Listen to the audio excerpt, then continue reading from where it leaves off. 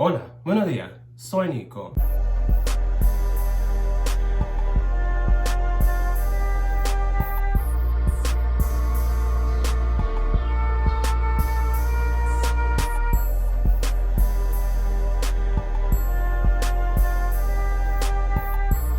What's not clicking? What's not clicking? Voy a cambiar como I do my intro.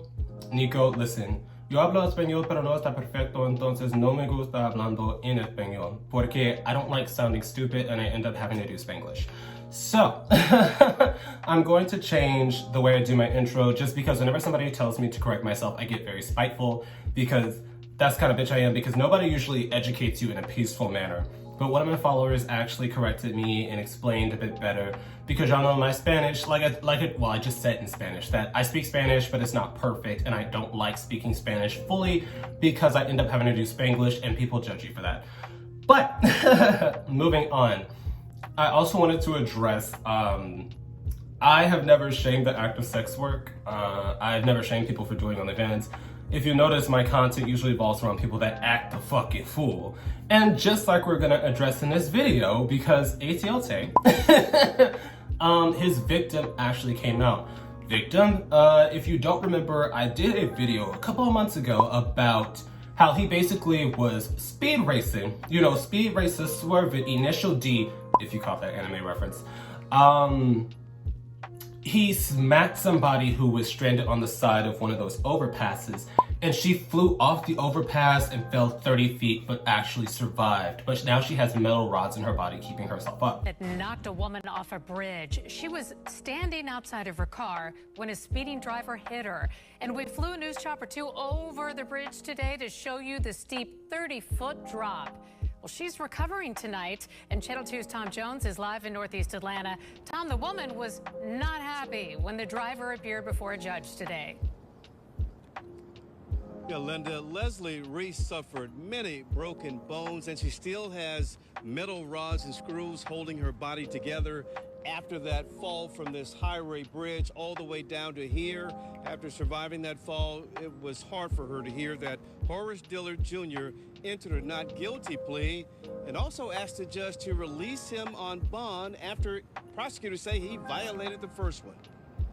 You're sitting here begging people to give you a bond like you don't deserve.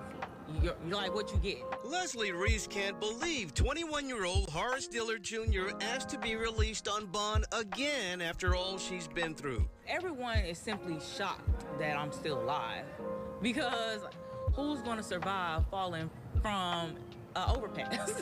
Some 30 feet. My doctor let me know I was so close to almost losing my life. Reese's car broke down on the I-85 Plasters Avenue bridge that afternoon last October. She was standing in the emergency lane. I was able to turn to my right and basically see the car coming at me. Police say Dillard was going more than 130 miles per hour. They say he hit another car, then hit Reese, knocking her over the bridge. I was unconscious once I hit the ground.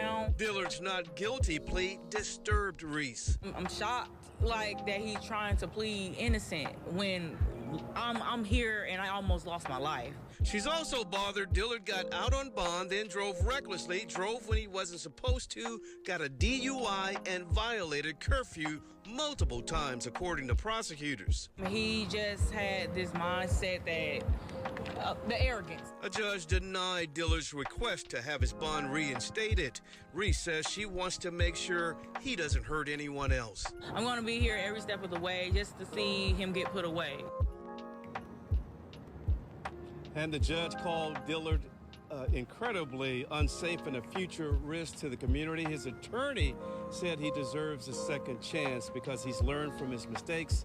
Reese says he's right where he needs to be. We're live in Northeast Atlanta. Tom Jones. So, I just played the news interview.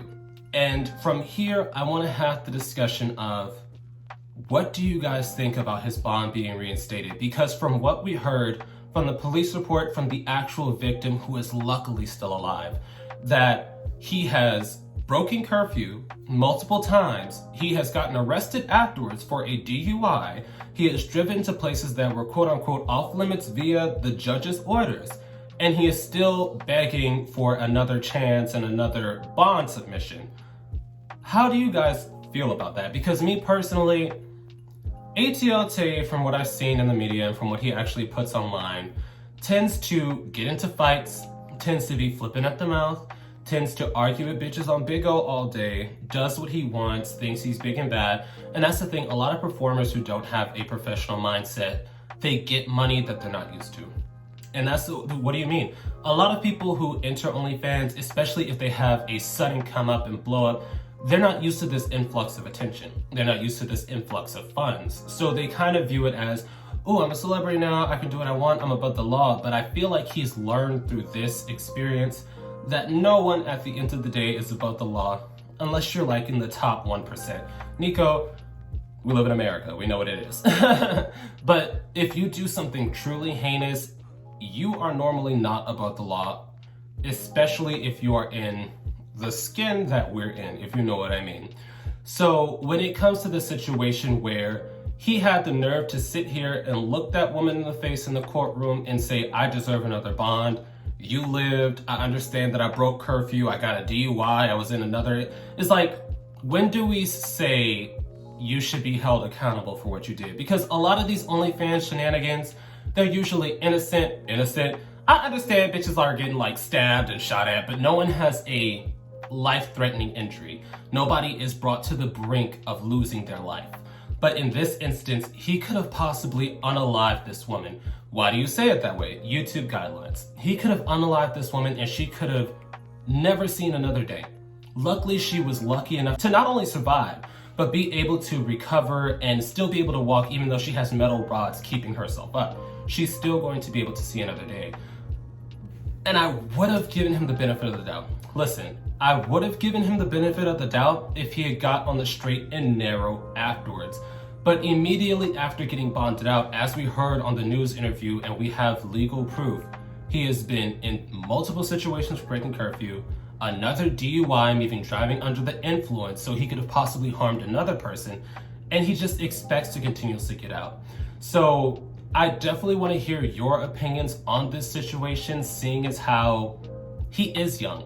ATL Tayh, he's younger than me. He's 21. At 21, I definitely was not doing this shit. Y'all know, I'm an introvert anyway, so I don't be going out, but I definitely was not drinking and driving and like hitting people, and I've actually never been in a car accident except for my own self. Nico, the only car accident I've been in is I hit stationary objects, because it usually happened when I first got my license. I hit like a median, and then I hit another median, and then I hit another median. I really just hit stationary objects. Like I drive like a grandma unless I am the only person on the road. But what is your opinion on this situation? As someone who is 21, do you think we should give him the benefit of the doubt and try to support? Seeing as how we know the criminal justice system usually throws the book at Black and brown people of color, more specifically Black people or darker skinned brown people. But he seems to not have learned his lesson. Just the way he's been moving afterwards. I have not seen him in a, tissy match like on Big O since then, but the records don't lie that he is a danger while driving. So I definitely want to hear your opinions. I've ranted long enough. Let's start the dialogue. Boop. And once again, a quick thank you to all my patrons on Patreon, and a quick shout out to my third eye tier patrons. Your support means everything to me and helps me do this a lot more smoothly. I will also be listing this week's live stream topic in case anybody wants to join in on the fun. I will see you guys there.